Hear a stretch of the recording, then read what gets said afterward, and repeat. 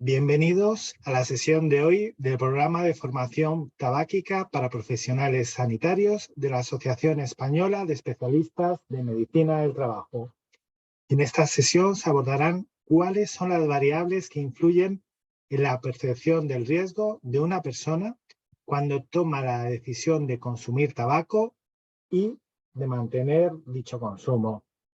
El ponente de esta sesión es el doctor Pedro Aguilar, psicólogo general sanitario, licenciado en Psicología por la Universidad Autónoma de Madrid y máster en adicciones por la Universidad Complutense de Madrid.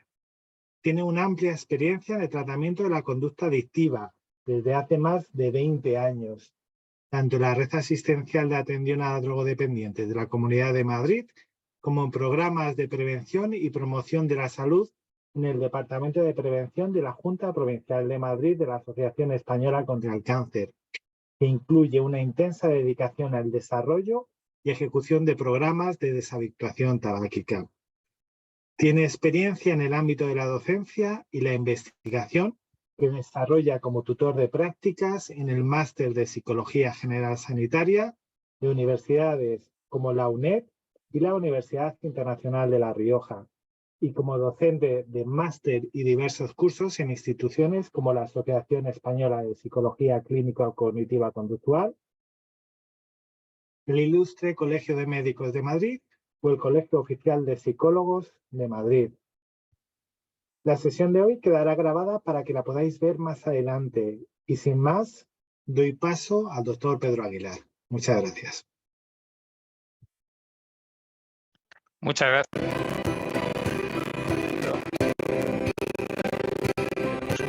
Este audio que no sé por qué no consigo. Voy a volver a compartir. Creo que el audio nos está dando problemas.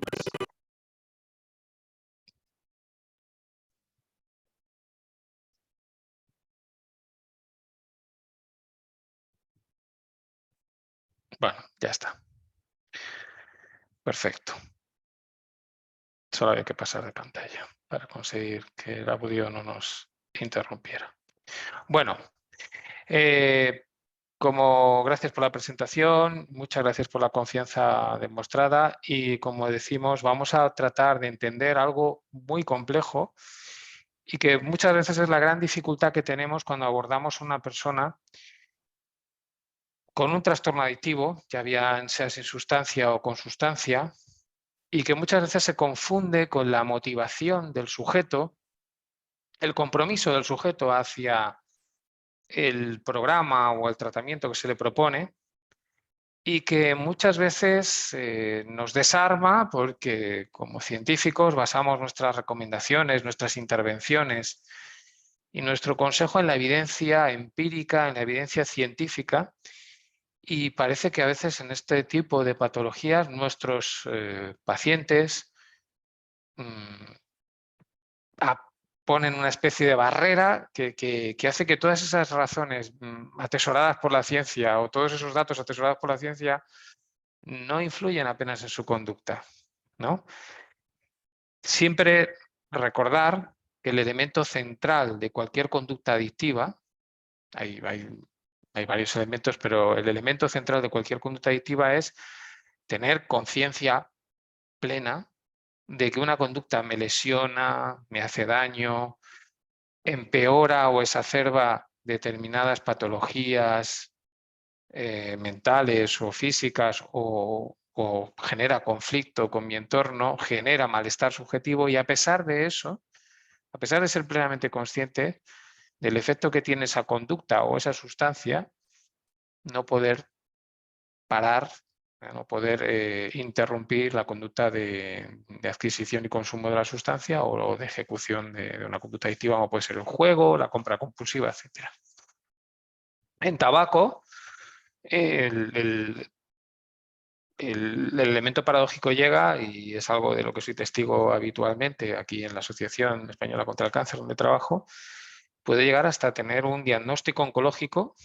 No es ya una amenaza, no es ya algo futuro, no es algo que siquiera depende de una prueba que está por venir, sino que ya hay un diagnóstico certero de un trastorno oncológico, de una enfermedad oncológica, ya incluso se está en tratamiento activo como quimioterapia, radioterapia, y el sujeto no consigue dejar de fumar a pesar de que tiene absoluta confianza en su oncólogo o su oncóloga, que le dice, pues evidentemente, que el tabaco no es ya que haya podido generar la enfermedad, sino que va a interferir, va a disminuir la eficacia de las terapias propuestas en una enfermedad que evidentemente representa un riesgo importante para la vida. Entonces, vamos a tratar de abordarlo desde distintos hallazgos de la teoría y del desarrollo de la psicología, que podrían ayudarnos a entender un poco mejor y también a explicar a nuestros pacientes en el momento en el que se encuentran. Es importante que nuestros pacientes entiendan que en un momento dado la adicción implica un cierto autoengaño, que para que la adicción se mantenga debe haber una serie de creencias que se han ido alterando progresivamente con el tiempo durante los años de consumo y que quizás no las va a defender en un congreso científico, pero que para él son elementos muy válidos con los que dirigir su conducta. Y si no modifica estas creencias, si no tiene un cierto distanciamiento de ciertos planteamientos que da por asumidos o ciertos errores cognitivos a la hora de valorar elementos del ambiente o tomar decisiones, pues va a ser muy complicado salir de la adicción. Es decir, la adicción implica una distorsión de lo que pensamos, de lo que sentimos, de cómo razonamos, no sobre la teoría general de la relatividad, si fuera competencia de nuestro paciente en su ámbito laboral, sino de su conducta respecto al tabaco y respecto a cómo gestiona la adicción o cómo puede salir de ella. ¿Vale? Un elemento fundamental, por tanto, también dentro de este autoengaño y de esta distorsión es la percepción de riesgo. Tendemos a pensar que la percepción de riesgo es algo matemático, probabilístico, claro, compartido, igual para todo el mundo, y no es cierto. La percepción de riesgo, lo que nos dice la investigación psicológica, es que está llena de estas creencias, influida por emociones y también por la experiencia previa del sujeto, por cómo valora los premios, por cómo entiende la norma subjetiva de los demás, lo que se espera de los demás, de lo que esperan los demás por su parte. Es decir, un montón de elementos psicológicos que no son nada numéricos ni nada probabilísticos, sino que entran dentro de ese acto tan especial que es la mente, ¿no? Con una base biológica, pero que emerge ese evento fenomenológico que es la mente, que tiene ciertas reglas que no están convencidas o no están convertidas a una cuestión estrictamente numérica o probabilística. Cuando nosotros hemos investigado en el departamento, vemos, por ejemplo, que los sujetos que dejan de fumar, si hemos hecho bien nuestro trabajo desde el área psicológica, sufren una evolución en sus creencias sobre el tabaco y sobre los riesgos del tabaco. Incluso cuando son personas que ya han venido a pedir ayuda, es decir, que ya han pasado por esa fase de precontemplación y ya están con una conciencia de problema que les lleva a pedir ayuda. Pues aún así pasamos algunos test que tratan de medir estas creencias sobre la sustancia al principio y al final de la terapia. ¿Y qué nos encontramos? Pues que las personas que dejan de fumar y las que han pasado por la terapia en más intensidad, las que consiguen tener éxito en la terapia que las que no lo consiguen, han variado su puntuación en estos test. Opinan distinto y puntúan distinto. E incluso esos test de creencias sobre la sustancia tienen una cierta correlación estadística con la probabilidad de recaída. Entonces, es muy importante que le hagamos entender que es esto, es decir, que no solamente es su forma de ver el mundo, sino que su forma de ver el mundo puede estar teniendo ciertos sesgos, ciertos errores, que podemos hablar tranquilamente en terapia sin enjuiciarle, sin tampoco arrinconarle dialécticamente, pero sí que dando otro punto de vista distinto a ciertas aseveraciones o a ciertos planteamientos que hace nuestro paciente para que se dé cuenta hasta qué punto esa distorsión está operando en la continuidad de la conducta. Quería decir todo esto, que es un poco teórico, pero creo que es un previo, un prólogo necesario para enfocar bien la charla que tenemos hoy enfrente. Bueno, el primer modelo que nos podemos encontrar tratando de explicar cómo una persona percibe el riesgo, y como digo, no es un modelo matemático ni probabilístico, no es tantas veces me enfrento a esta situación, la probabilidad se deriva del porcentaje de veces que en esta situación he tenido una consecuencia positiva o desagradable. No, no. Es algo, como digo, mucho más subjetivo. El primer modelo es el de creencias de la salud. ¿Qué nos dice el modelo de creencias de la salud? Pues dice que los sujetos van a probablemente actuar con mayor o menor acuerdo con lo que consideramos racional o con la valoración racional del riesgo en función de la motivación que tienen para mantenerse sanos y de cómo perciben alguna de estas creencias sobre la salud. Tienen creencias sobre la salud y tienen una cierta motivación o no para mantenerse sano. Un elemento fundamental de esto, dentro de este modelo de creencias de la salud es la vulnerabilidad con el que el sujeto se percibe para poder enfermar. Hay sujetos que se consideran mucho más vulnerables que otros ante el evento o ante la probabilidad de enfermar. Por ejemplo, los jóvenes tienen una sensación de vulnerabilidad ante la enfermedad muy baja, muy, muy baja. Y eso podría explicar que ciertas conductas que personas de más edad ven como muy arriesgadas o que empiezan a contener o que empiezan a limitar o que incluso empiezan a erradicar de su patrón de vida, pues los jóvenes, aun estando informados, porque nadie puede decir que no con Internet, que por ejemplo no está informado de los riesgos del tabaco, puedes tener más o menos detalle, más o menos precisión en los daños y en los mecanismos por los que el tabaco daña a la salud y al organismo, pero evidentemente nadie puede decir en este momento que el tabaco es, yo qué sé, como el agua. No tiene, nadie tendría, nadie defendería esa idea, ¿no? Otro elemento, puedo enfermar, puedo sentirme más o menos vulnerable para enfermar, pero también, aunque enferme, también asigno una gravedad a las consecuencias de enfermar, ¿no? Puedo pensar bueno, que siempre, aunque enferme, vale, de acuerdo, puedo tener más o menos riesgo de enfermar, pero en mi caso las consecuencias de enfermar van a ser leves, no creo que sean letales, no creo que sean ni siquiera muy molestas o muy duraderas en el tiempo. Y hay, sin embargo, otros pacientes que pueden incluso sobreponderar, ¿no?, la gravedad de las consecuencias que tendría enfermar para ellos. Pues no sé, pues se me puede complicar con otras cosas, puedo tener una enfermedad muy, muy duradera, muy larga en el tiempo, crónica incluso, con muchas repercusiones en mi vida diaria, con dolor, con sufrimiento o incluso tener un desenlace fatal. Y luego otro elemento fundamental, los beneficios. ¿Qué beneficios obtengo o espero obtener a cambio de ejecutar esa conducta de riesgo? ¿Vale? Las conductas evidentemente pueden tener un premio y las conductas también que puedo emitir para reducir esos riesgos. Es decir, yo puedo tener una conducta de riesgo, espero un premio, como por ejemplo pues pasármelo muy bien. También puedo emitir conductas que reduzcan mi riesgo de enfermedad, ¿no? Es decir, si puedo emitir una conducta de riesgo, pero a la vez también puedo emitir conductas que reduzcan la posibilidad de enfermar, eso va a ser importante, ¿vale? Y los costes percibidos también, tanto para un tipo de conducta, la de riesgo, y la que trata de prevenir las consecuencias. No sé, por ejemplo, pues en tabaco, ¿no?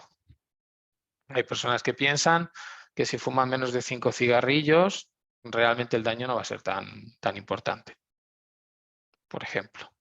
O las personas que beben alcohol y que erróneamente piensan que pueden acelerar el proceso de la metabolización del alcohol por parte del organismo con no sé qué truco, que si metiendo granos de café en la boca, que si vomitando a no sé cuánto tiempo, y que probablemente un médico diría, bueno, pues muchas de esas conductas tienen muy poco o nada efecto sobre el posible daño que implicaría el consumo de la sustancia. Evidentemente los sujetos hacen un balance de todo esto, ¿vale? y sus distintas condiciones previas y personales o biográficas también van a influir. Sería algo como esto, ¿no? Recojo información, o el medio me suple de información. Yo tengo una historia personal y una experiencia, ¿no? Por ejemplo, yo puedo haber conducido muy rápido durante toda mi vida y no haber tenido nunca un accidente, o sí haberlo tenido. Todo eso genera un proceso cognitivo-conductual y que llega a un desarrollo subjetivo, a una sensación subjetiva de susceptibilidad de padecer un problema de salud. Ahí influyen actitudes, creencias, estereotipos, la motivación para mantenerme sano. Hay personas que necesitan estar sanos, ¿no? El otro día una paciente en una evaluación de tabaco decía: yo, más allá de mi problema de salud, yo necesito estar sana para seguir cuidando de los míos. No me preocupa tanto vivir más o menos, o estar un poco mejor de salud, un poco peor. A mí lo que me interesa es poder seguir cuidando de los míos, por ejemplo.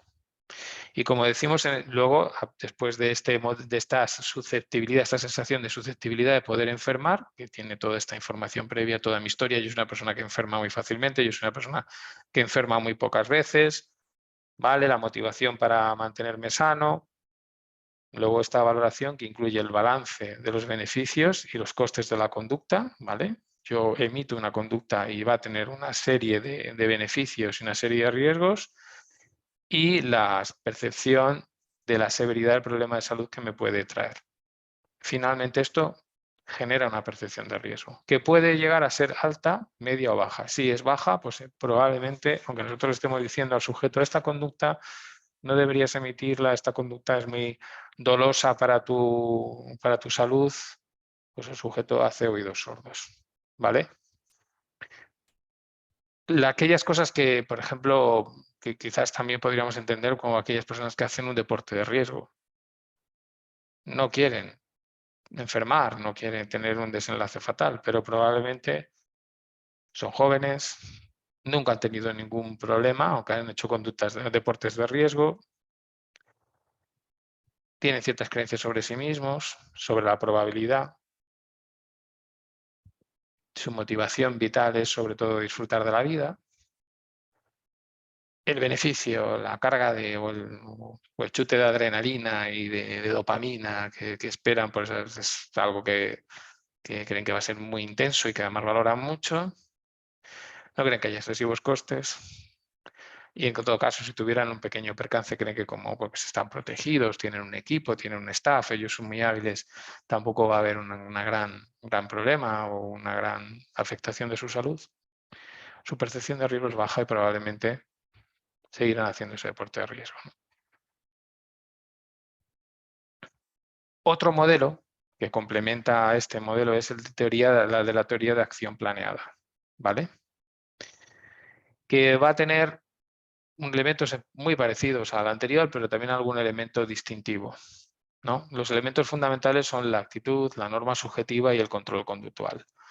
Creo que lo que más difiere en este caso es norma subjetiva, pero bueno.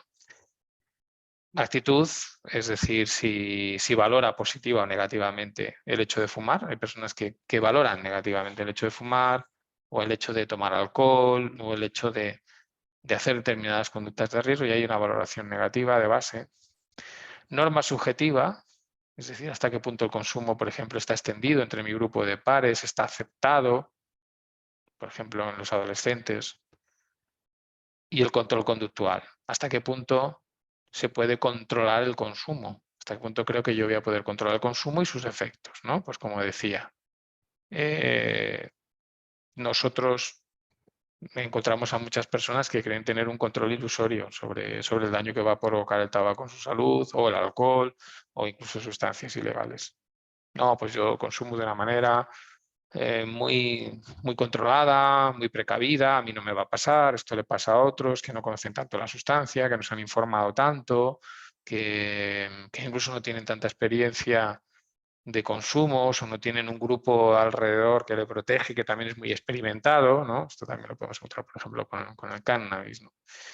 Y evidentemente todo esto cuenta más allá de lo que le dice el profesional, que muchas veces además cae en la trampa del experto.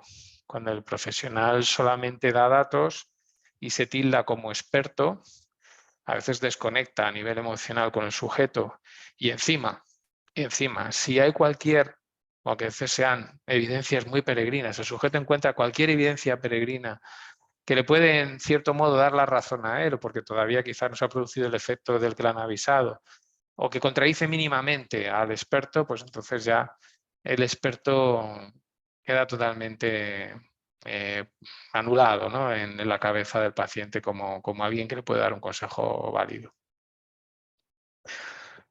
Este modelo, como digo, se parecería mucho al otro e incluiría la recogida de la información, la experiencia personal, todo ese proceso cognitivo que lleva a una sensación subjetiva en la que pesa mucho la valoración positiva o negativa del consumo y de sus consecuencias. Por ejemplo, hay personas que tienen una sensación, por ejemplo, con el alcohol, quizás por algo que por su educación consideran que beber o beber en público puede ser algo que está muy mal visto socialmente o que tiene una valoración muy negativa.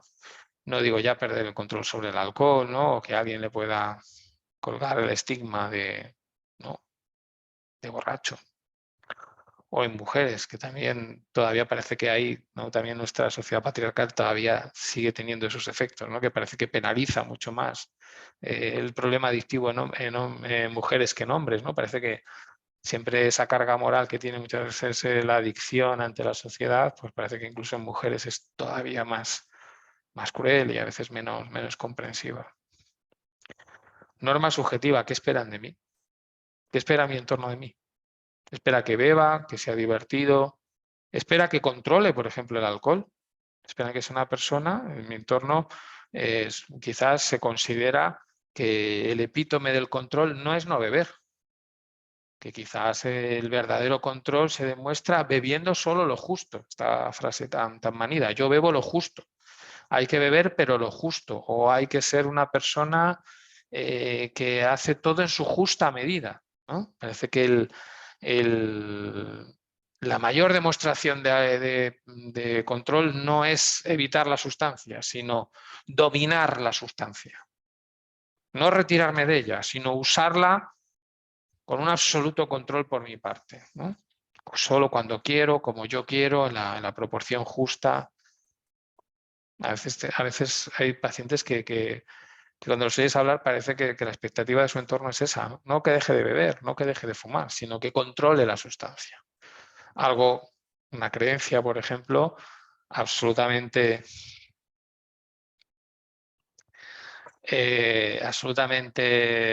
complicada para hacer un programa de rehabilitación o evitar recaídas. Normalmente la mayor parte de la gente, cuando recae, nos habla de que, bueno, ya lleva mucho tiempo sin consumir, no, van a pasar gran desgracia en su vida, en la mayor parte de los casos. Yo llevaba mucho tiempo sin consumir, yo creía que ya controlaba la sustancia, lo normal, lo que es lo normal, es decir, lo que se espera de mí es, bueno, no ya no beber nunca más o ya no fumar más, sino fumar solo de vez en cuando, solo en su justa medida, por ejemplo.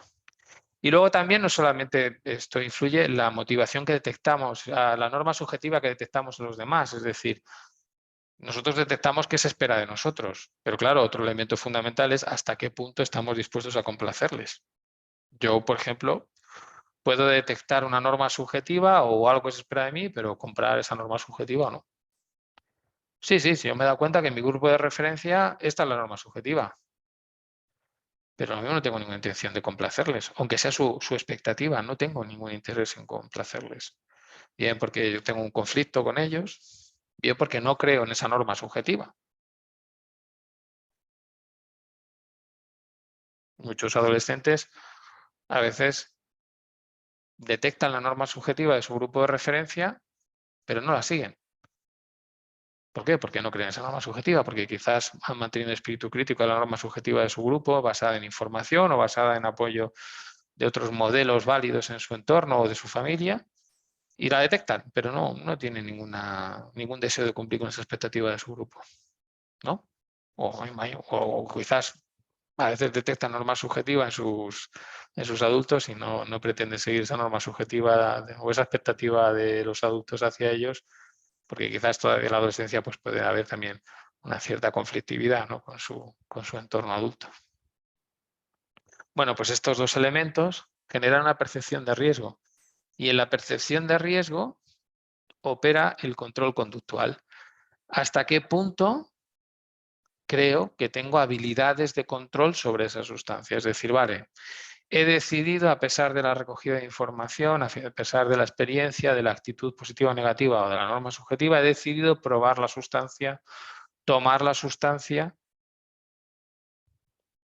le asigno un riesgo, pero aunque la asigne como una conducta arriesgada, si yo por otro lado creo que tengo buenos elementos de control conductual, pues no puedo correr estos riesgos, ¿no? Yo soy un conductor fantástico, creo que llevo el mejor coche del mercado y aunque puedo aceptar que implica más riesgo correr por encima de los consejos de la DGT o de los límites de velocidad de la DGT, como tengo muy buen coche, muy buenos sistemas de seguridad y además yo creo que soy un conductor que, bueno, que no estoy en lo profesional, pero vamos, que si cogiera el coche de Sainz o de Alonso, seguramente hacia podium, ¿no? Es decir, yo soy muy bueno.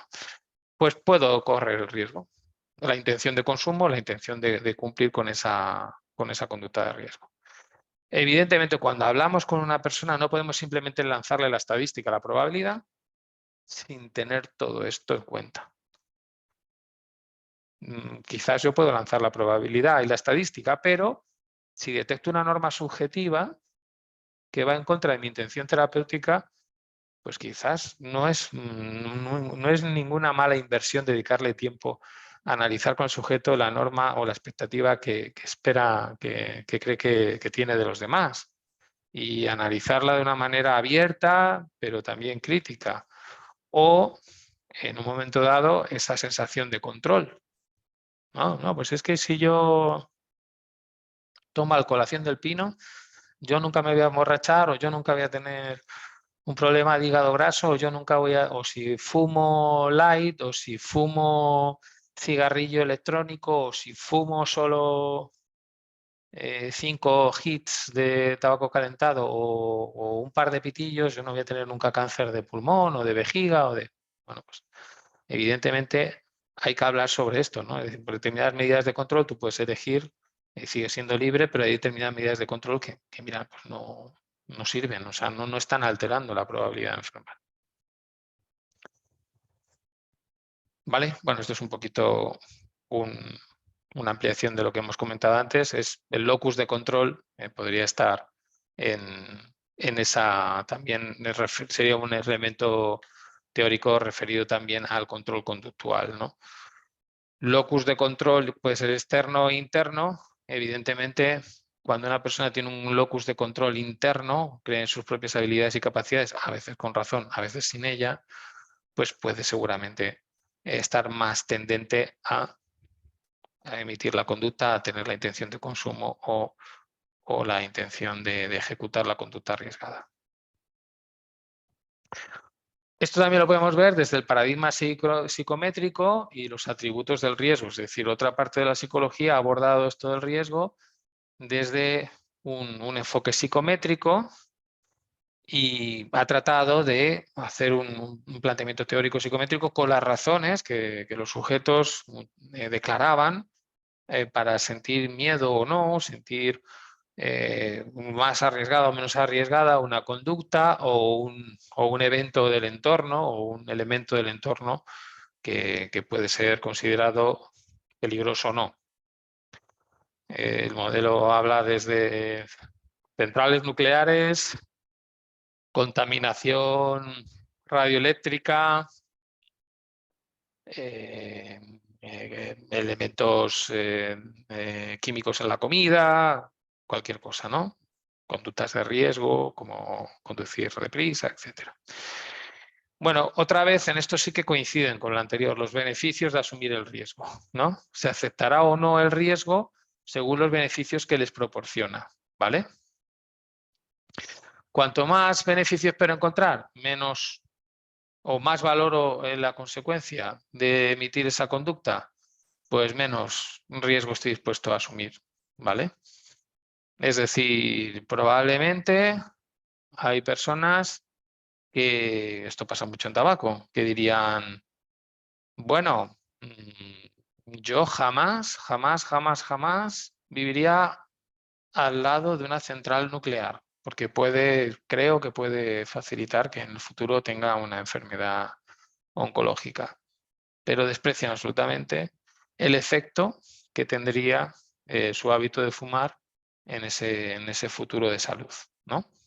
O pueden estar indignados y una manifestación porque han puesto una torre de alta tensión al lado de donde viven y hoy parece que no hay evidencia todavía fuerte de que eso sea un riesgo para la salud, pero pueden estar tremendamente angustiados por eso y ir a las manifestaciones y a las asambleas de vecinos, eso sí, con su cigarrillo en el bolsillo, con su paquete de cigarrillos y fumar 10, 15 cigarrillos al día sin preocuparse en absoluto por eso, ¿no? El tabaco, según ellos, les da placer, el tabaco les proporciona un evento agradable, lo otro no. ¿Vale? Según algunas estimaciones, estaríamos dispuestos a aceptar 1000 veces más fácilmente un riesgo voluntario como fumar o esquiar que uno involuntario, como vivir en un entorno contaminado o tomar conservantes alimentarios. ¿Vale? Esto habla del otro aspecto del riesgo, la voluntariedad. Si el riesgo lo escojo yo, si es voluntario o si mi conducta es la que inicia la exposición al riesgo, como encender un cigarrillo, como coger unos esquís, como hacer un 8000, como iniciar, por ejemplo, una conducta sexual con un desconocido o desconocida sin protección, una conducta de sexo no seguro, pues ahí la percepción de riesgo disminuye. ¿Por qué? Porque lo he iniciado yo. Yo soy el que ha tomado la decisión, yo soy el que ha puesto en marcha el riesgo. Si yo soy el que pone en marcha el riesgo, creo que tengo menos riesgo o más control sobre él. Y luego otros atributos de los riesgos, como decíamos, la voluntariedad, miedos previos ante ese riesgo que puede tener el sujeto en su historia emocional, ¿vale? Conocimiento que tiene la persona sobre ese riesgo que puede depender de que sea un riesgo observable o no observable, por ejemplo, la radiación no es observable, pero pues, yo que sé, un perro o cualquier otro elemento que sí que puedo ver, me parecerá más peligroso que aquello, digo, menos peligroso que aquello que no puedo ver, que no puedo detectar con mis sentidos, ¿vale? Conocimiento sobre los riesgos que la ciencia, o sea, sobre la cantidad de riesgo que la ciencia nos informa sobre ese evento, la controlabilidad, el beneficio y la severidad de las consecuencias, ¿vale? Incluso también, pues, la frecuencia. Severidad es una mezcla en todos los programas de prevención de riesgos laborales, ¿no? La severidad es una mezcla entre la gravedad del riesgo y la frecuencia del riesgo, ¿no? Hasta qué punto un riesgo puede ser tener una severidad, una gravedad en sus consecuencias alta, pero considerarlo prácticamente esporádico o altísimamente improbable. Y sin embargo puede haber riesgos que tienen unas consecuencias no tan graves, pero que tomamos más en consideración porque su expectativa de que aparezca o su frecuencia de aparición es más alta, ¿no? Entonces, tendríamos también estos elementos. Es decir, hay muchas personas que dicen, no, es que yo no veo, ¿no? Yo no veo, yo me siento mucho más asustado porque yo no sé si esas personas que están ahí en esa fábrica un día van a hacer un vertido que me afecta. O yo no sé si ese vertido, sin que yo me dé cuenta, puede contaminar el agua que bebo o que bebe mi familia, o el aire que respiramos, o la comida que tomamos. Puedo no darme cuenta, ¿no? Y si creo que no me voy a dar cuenta de ese riesgo y que además depende de terceros, que además no me provoca ningún tipo de placer, ni ningún tipo de beneficio, y además creo que va a tener una gravedad muy alta y puede estar en consonancia con lo que dice la ciencia o no, tener mi propia idea de ese riesgo, pues evidentemente todo esto es lo que entra en la ecuación para que las personas actúen o no actúen ante ese riesgo. Luego puede haber otros factores psicosociales que también hemos investigado y que también han salido frecuentemente en la literatura sobre riesgo. Los heurísticos. Los heurísticos hay que ponerse en el previo de que nuestro cerebro procesa una enorme cantidad de información y que el recurso más válido, más precioso para nuestro cerebro son los recursos atencionales, limitados. Nuestro cerebro, de forma racional y consciente, tiene como una especie de cuello de botella, ¿no? Tiene un límite, ¿no? La memoria de trabajo, los recursos atencionales que podemos dedicar a una tarea son limitados. Sin embargo, el cerebro está expuesto a una enorme cantidad de inputs del cuerpo, ¿no? Sensoriales internos del cuerpo, externos, sociales, medios de comunicación, etcétera. Y evidentemente el cerebro muchas veces hace atajos. Es una función adaptativa. A veces el cerebro opta por hacer atajos que quizás no son un análisis preciso, riguroso, científico de toda esa información que recibe, pero en general cree o piensa o ha experimentado que puede estar cerca del resultado que haría un procesamiento mucho más analítico, mucho más cuidadoso, y a cambio ahorra tiempo, ahorra recursos atencionales y ahorra recursos de memoria de trabajo. Pues eso es adaptativo y muchas veces probablemente ayuda a nuestra especie a sobrevivir.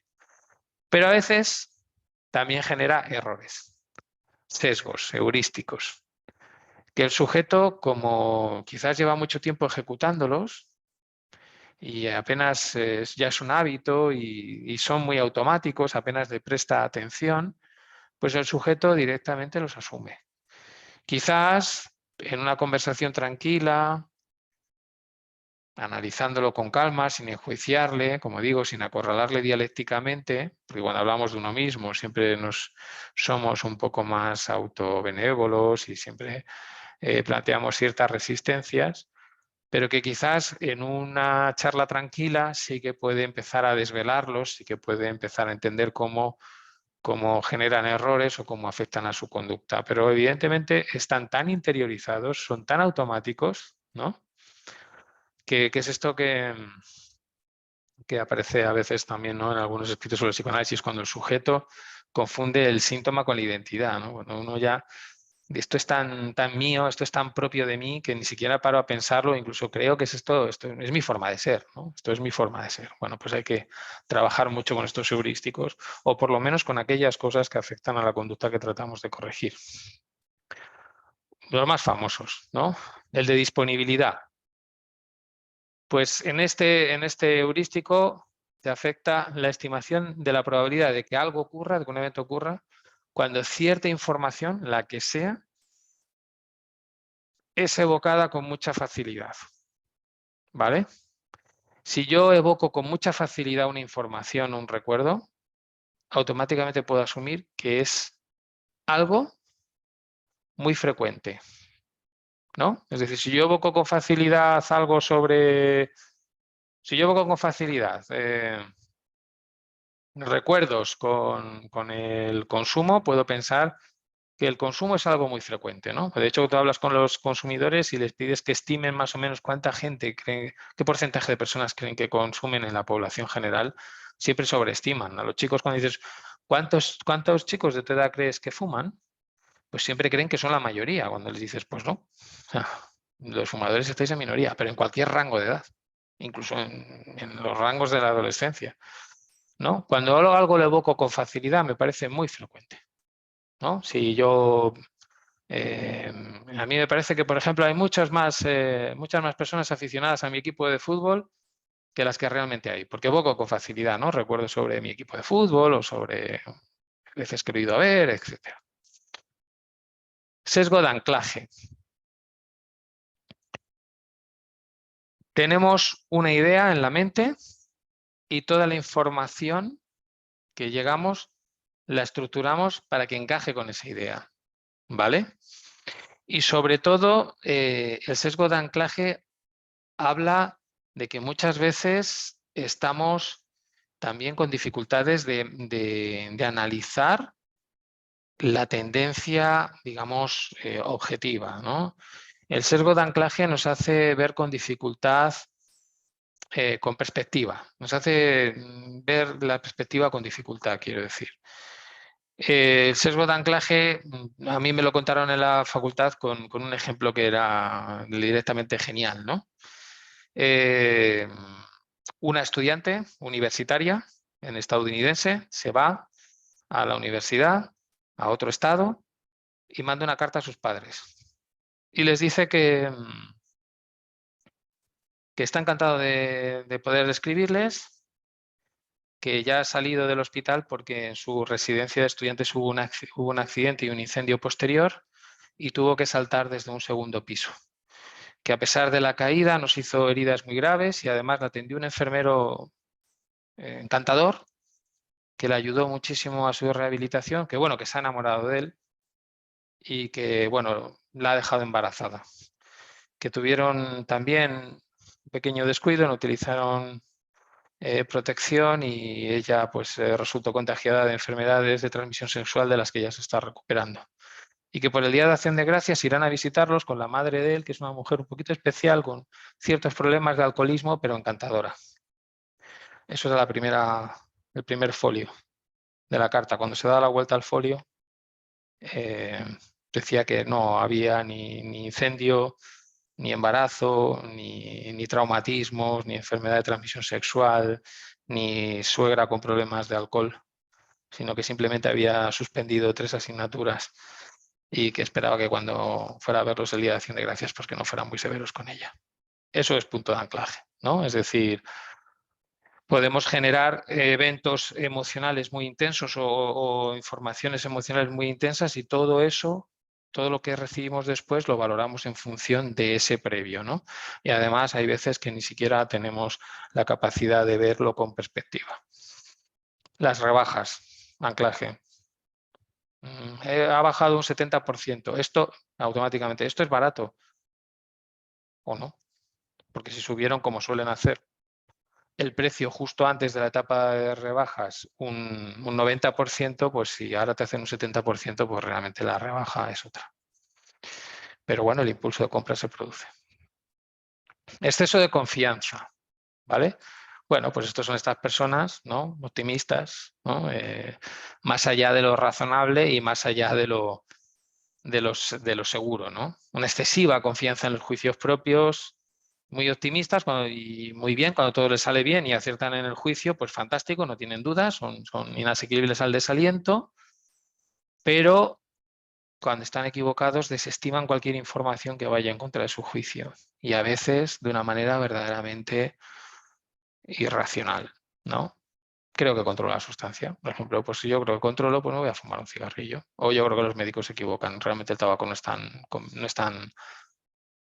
es tan peligroso. Mira, Santiago Carrillo vivió hasta no sé cuántos, muy a una edad muy avanzada, superó una guerra, una posguerra y además incluso hasta el último momento pues tenía la cabeza en su sitio, iba a entrevistas radiofónicas, etcétera, tal, pues no debe ser tan malo fumar. O mi abuelo que vivió hasta los 100 años y fumaba, etcétera. ¿Vale? Representatividad. Ignoro las posibilidades previas de un evento, ¿vale?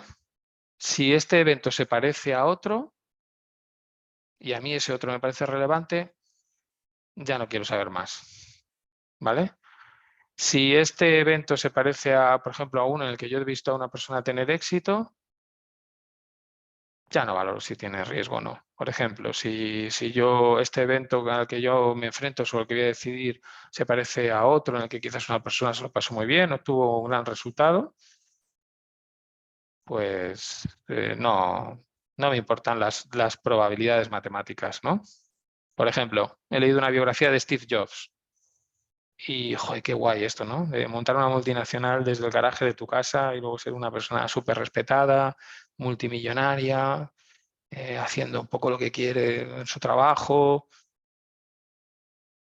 Vale, pues voy a ser un emprendedor y voy a montar una multinacional en mi garaje.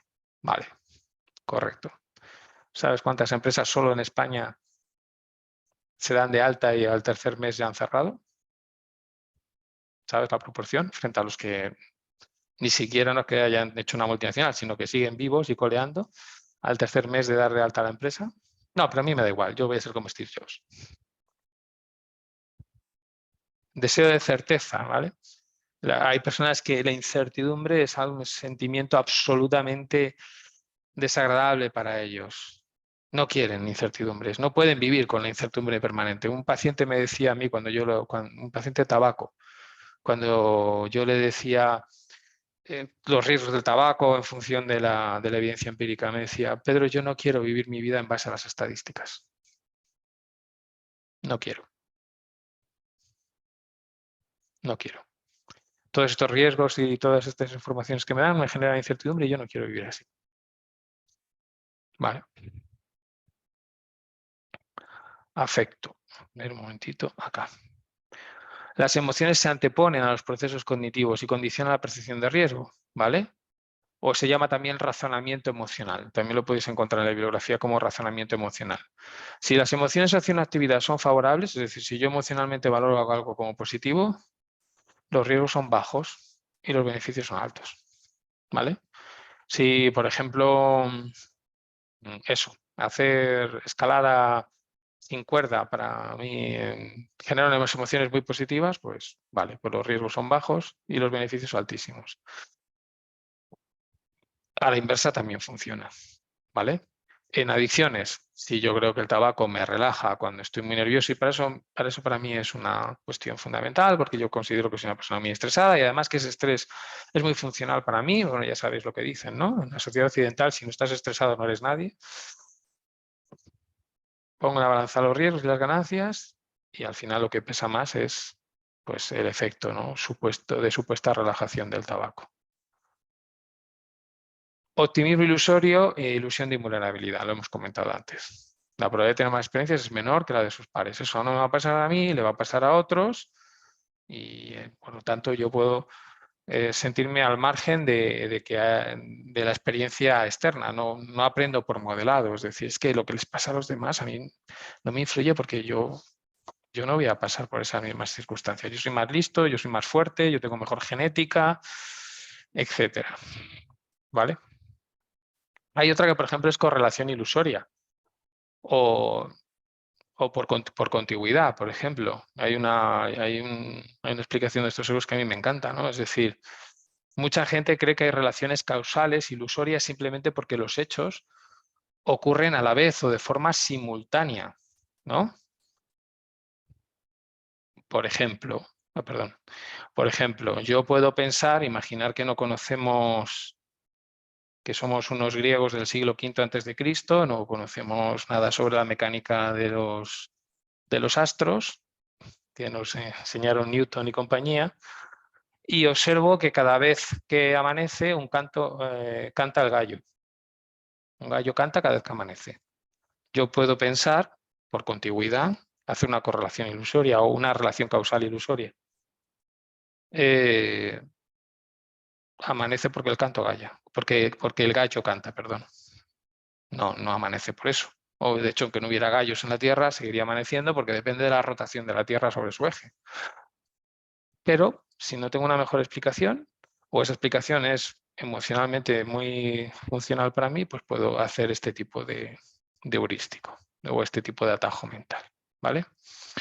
Luego otra cosa que es fundamental también son las redes sociales, la publicidad y los medios de comunicación, que modelan también los riesgos. He puesto el ejemplo antes de Steve Jobs, ¿no? Es decir, ahora mola ser emprendedor, ahora emprendedor es ser necesario. Y hay mucha gente que, por ejemplo, desestima el riesgo. No digamos que no haya que montar empresas, pero que evidentemente quizás hay gente que se monta una empresa o que se lanza a montar una empresa con unos riesgos que no valora adecuadamente. Y luego, bueno, pues pasa lo que pasa, ¿no?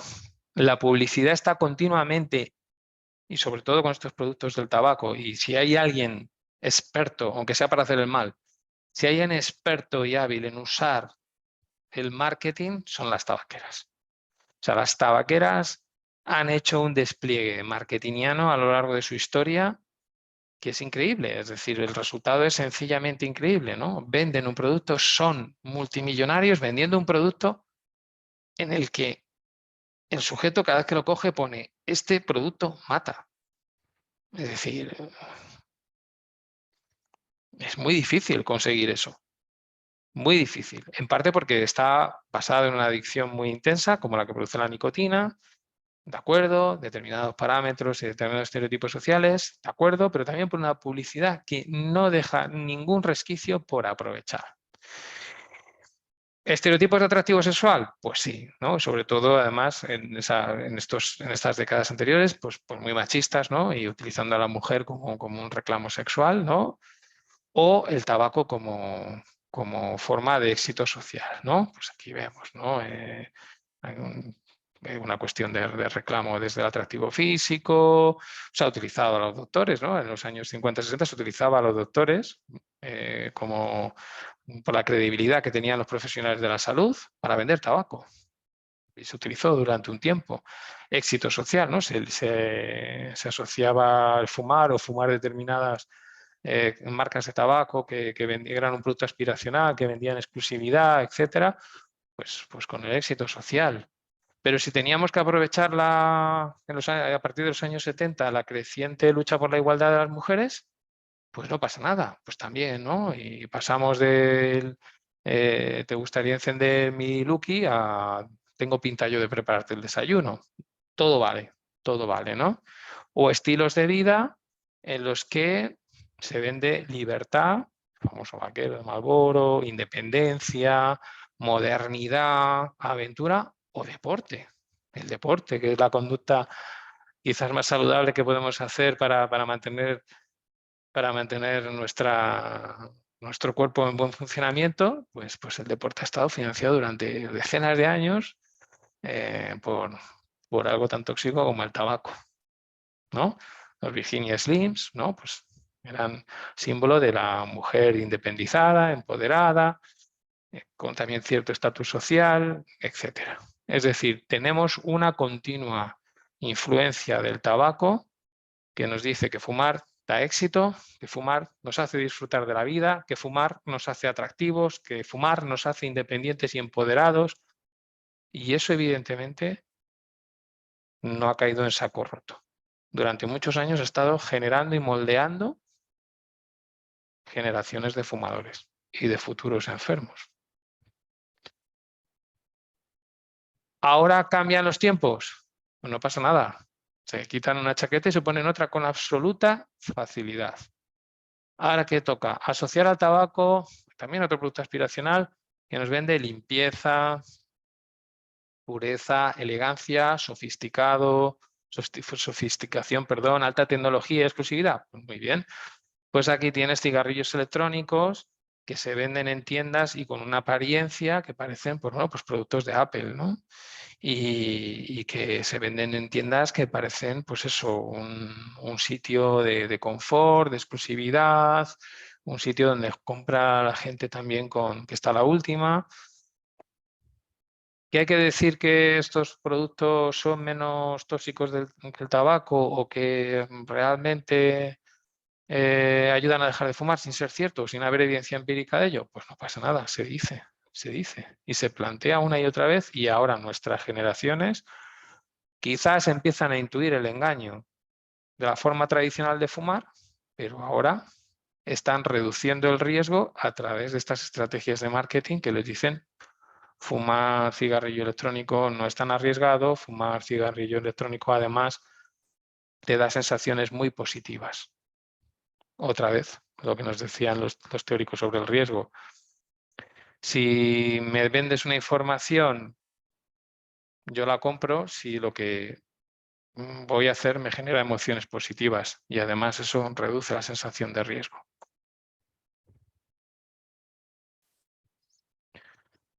Pues bien, hasta aquí.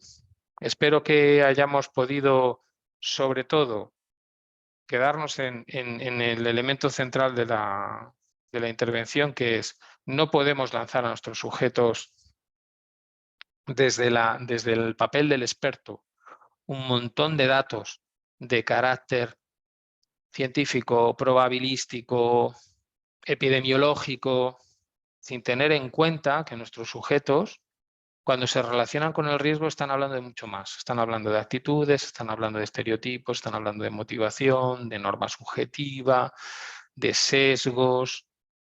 Y que si queremos entender esto, en vez de desesperarnos y decir, es que este sujeto no está motivado o este sujeto simplemente no está comprometido, vamos a tener que hacer algo tan sencillo o tan complicado como hablar de todas estas implicaciones emocionales y cognitivas que tiene la conducta de riesgo para él o para ella y personalizarlos. Evidentemente puede parecer una pérdida de tiempo, puede ser algo que quizás no tengo tiempo para ello y tal, pero realmente creo que a la larga es una inversión fantástica.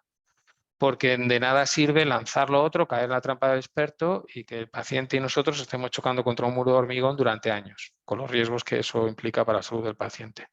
A veces una inversión de tiempo con una charla tranquila sobre estos aspectos, tratando de entender y tratando de que él verbalice estas cuestiones subjetivas y que además, frente al espejo de nuestra conversación y de nuestra opinión, pueda tomar una verdadera conciencia de hasta qué punto están equivocadas, me parece que es algo fundamental.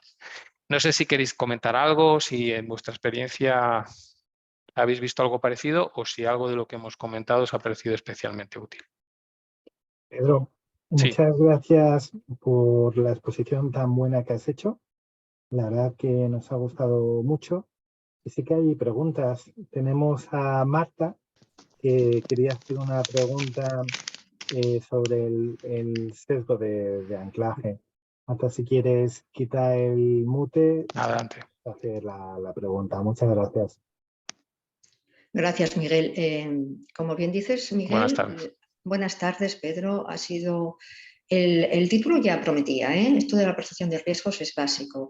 Tu guiño que has hecho al binomio de probabilidad y frecuencia para ver la severidad del riesgo, no sabes cómo te lo agradezco. He aprendido mucho contigo. No, es cierto, lo digo de corazón, pero yo he visto gente que a lo mejor el riesgo lo percibe más o menos con estos motivaciones que tenían o dejan de tener, pero lo justifican, Pedro, justifican esa adicción. Perciben el riesgo, pero justifican la adicción. ¿Qué herramientas podíamos darle, aparte de esta entrevista, como decía, sin ser expertos y poniéndonos a su lado? Pero aparte de esa voluntad, ¿tendrías alguna herramienta para la justificación de la situación de su vida? Que siempre tenemos situaciones en la vida que justifican y que además hacen que esa adicción percibe un riesgo, pero claro, lo están justificando. ¿Y cómo le quitamos esa justificación? Bueno, yo creo que las dos herramientas más poderosas que hay, y esto es psicología, yo lo asumo, esto no es física y no puedo dar fórmulas como la gravitación universal, pero cosas que sí que funcionan en terapia y que nos pueden ayudar. La primera, estimular la disonancia cognitiva entre lo que hace el sujeto y sus valores. Pongo un ejemplo. Yo soy una persona que me considero una persona muy libre, muy independiente, muy empoderada. Eso es un valor importante para mí, para otras personas no, pero quizás para mí sí. ¿Y cuando fumas, cómo te sientes? ¿Realmente libre? ¿Empoderado e independiente? Hablemoslo, no voy a caer en la trampa del experto, pero hablemoslo de tú a tú, en la confianza de la relación terapéutica que hay entre un psicólogo y su paciente o un médico y su paciente. ¿Por qué no hablamos de esto? ¿Hasta qué punto ves una contradicción entre estos valores tuyos, que tú los has elegido, no los he puesto yo sobre la mesa, y esta conducta y sus consecuencias? Eso es fundamental. Otra cosa también muy importante, prueba de realidad. Es decir, bueno, pues quizás yo no tengo la razón. Quizás el mayor experto, y no lo digo por decir como una frase bonita, creo en ella, quizás el mayor experto en el paciente es el mismo paciente, y sobre todo cuando hablamos de psicología. Cuando hablamos de medicina, pues yo evidentemente no sé de cómo funciona mi hígado o cómo funciona mi... Pero a nivel mental quizás el mayor experto es el paciente. Y le puedes decir, ¿por qué no hacemos una prueba de realidad? A esto que tú comentas, a esto que tú me planteas, que puede ser algo real o puede ser algo que está sesgado o algo que no estás valorando en su justa medida. ¿Por qué no hacemos una prueba de realidad? Por ejemplo, el tabaco me relaja. Pues quizás, oye, la terapia en sí misma de dejar de fumar, quizás te da una posibilidad de probar si realmente eso es cierto. Porque, bueno, No digo que sea cierto para ti, pero desde luego, desde un punto de vista estadístico y científico, lo que nos dicen es que las personas que dejan de fumar, con el paso del tiempo, se sienten más tranquilas, incluso personas que tienen trastornos de ansiedad y depresión. O es que dejar de fumar para mí es imposible, lo que os decía de este test de creencias. O yo soy incapaz de manejar mi ira sin tabaco. No voy a luchar frontalmente contigo, pero ¿por qué no lo pones a prueba? ¿Por qué no dejas de fumar y quizás con el apoyo farmacológico, con técnicas de relajación, con técnicas de manejo de la ira propia o de la crítica de los demás? ¿Por qué no vemos si tú no puedes manejar tu enfado, tu ira o tus situaciones conflictivas con los demás sin tabaco?